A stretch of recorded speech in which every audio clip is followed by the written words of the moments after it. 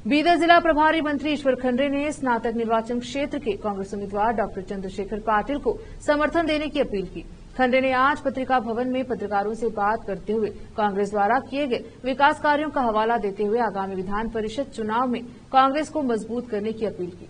इस मौके पर मंत्री रहीम खान, विधान परिषद सदस्य अरविंद कुमार अरली, पूर्व मंत्री राजशेखर पाटिल, विधान परिषद सदस्य भीमराव पाटिल, पूर्व विधायक अशोक खेनी, केपीसीसी कार्यदर्शी वसंत कुमार, शरणप्पा मटूर, कांग्रेस के लोकसभा उम्मीदवार सागर खंडरे, कांग्रेस सरकार की गारंटी योजना के बीदर जिला अध्यक्ष अमृतराव चिनकोड़े, फिशरीज निगम के अध्यक्ष माला नारायण राव, धनराज ताडमपल्ली, डीसीसी बैंक के उपाध्यक्ष अभिषेक पाटिल सहित अन्य कांग्रेस नेता उपस्थित रहे।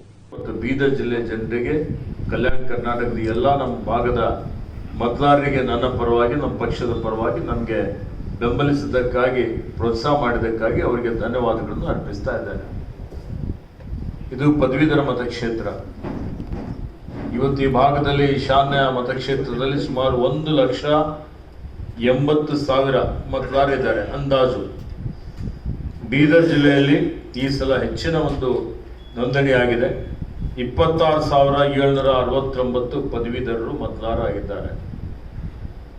ಈಗ ನಮ್ಮ ಪಕ್ಷದ ಅಭ್ಯರ್ಥಿಯಾದಂಥ ಡಾಕ್ಟರ್ ಚಂದ್ರಶೇಖರ್ ಪಾಟೀಲ್ ಅವರು ಶೈಕ್ಷಣಿಕ ಕ್ಷೇತ್ರದಲ್ಲಿ, ಸಾಮಾಜಿಕ ಕ್ಷೇತ್ರದಲ್ಲಿ ಪಕ್ಷದ ಒಬ್ಬ ನಿಷ್ಠಾವಂತ ಕಾರ್ಯಕರ್ತರಾಗಿ ಸುಮಾರು 6 ವರ್ಷಗಳವರೆಗೆ ಸತತವಾಗಿ ಈ ಭಾಗದ ಪದವೀಧರರ ಅಭಿವೃದ್ಧಿಗಾಗಿ ಅವರ ಕಷ್ಟ ಸುಖಗಳನ್ನು ಆಲಿಸಿ ತಮ್ಮದೇ ಆದಂಥ ರೀತಿಯಲ್ಲಿ ವಿಶಿಷ್ಟ ಸೇವೆಯನ್ನು ಮಾಡಿದ್ದಾರೆ।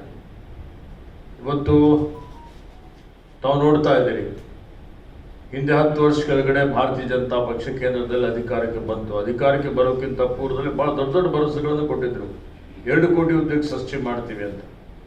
ಇವತ್ತು ನಮ್ಮ ಯುವಶಕ್ತಿ ಅಣುಶಕ್ತಿ ಇದ್ದಾಗ ಯುವಕರಿಗೆ ಏನು ಬೇಕಾಗಿದೆ, ಅವರಿಗೆ ಉದ್ಯೋಗ ಬೇಕು। ಉದ್ಯೋಗ ಒಂದು ದೊಡ್ಡ ಸವಾಲಿದೆ। ಇವತ್ತು ಎಲ್ಲ ಅಂಕಿ ಅಂಶಗಳು ಸರ್ಕಾರದಲ್ಲೇ ಒಂದು ಅಂಗಸಂಸ್ಥೆ ಆದಂಥ NSS ಪ್ರಕಾರ ನ್ಯಾಷನಲ್ ಸರ್ವೆ ಏನು ಮಾಡ್ತಾರೆ, ಅವ್ರ ಪ್ರಕಾರ 45 ವರ್ಷದ ದೇಶದ ಇತಿಹಾಸದಲ್ಲಿ ಎಲ್ಲಕ್ಕಿಂತ ಹೆಚ್ಚಿನ ಒಂದು ನಿರುದ್ಯೋಗದ ಸಮಸ್ಯೆ, ನಿರುದ್ಯೋಗದ ದರ ಈಗ ಈ ಬಿಜೆಪಿ NDA ಸರ್ಕಾರದ ಕಾರ್ಯಕಾಲದಲ್ಲಿ ಬಹಳ ಜಾಸ್ತಿ ಆಗಿದೆ ಇವತ್ತು। ಹೀಗಾಗಿ ಕರ್ನಾಟಕದಲ್ಲಿ ನಮ್ಮ ಸರ್ಕಾರ ಪದವೀಧರರಿಗೆ ಈಗಾಗಲೇ 5 ಗ್ಯಾರಂಟಿಗಳು ಕೊಟ್ಟಿದ್ದೇವೆ। ಅದರಲ್ಲಿ ವಿಶೇಷವಾಗಿ ಒಂದು ಗ್ಯಾರಂಟಿ ಯುವ ನಿಧಿ ಕಾರ್ಯಕ್ರಮ। ಆ ಯುವ ನಿಧಿ ಕಾರ್ಯಕ್ರಮ ವಿಶಿಷ್ಟವಾದಂಥ ಒಂದು ಕಾರ್ಯಕ್ರಮ।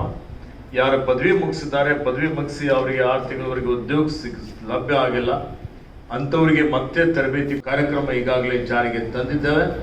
ಇದರಿಂದ ಸಾಕಷ್ಟು ಸಾವಿರಾರು ಜನ, ಲಕ್ಷಾಂತರ ಜನ ಯುವಕರಿಗೆ, ಯುವತಿಯರಿಗೆ ಬಹಳ ಇದು ಅನುಕೂಲ ಆಗ್ತಾ ಇದೆ ಅನ್ನುವಂಥ ಮಾತನ್ನು ತಮ್ಮ ಮುಖಾಂತರ ನಾನು ಯುವಕರಿಗೆ ಇವತ್ತು ತಿಳುವಳಿಕೆ ಹೇಳಲಿಕ್ಕೆ ಬಯಸ್ತಾ ಇದ್ದೇನೆ।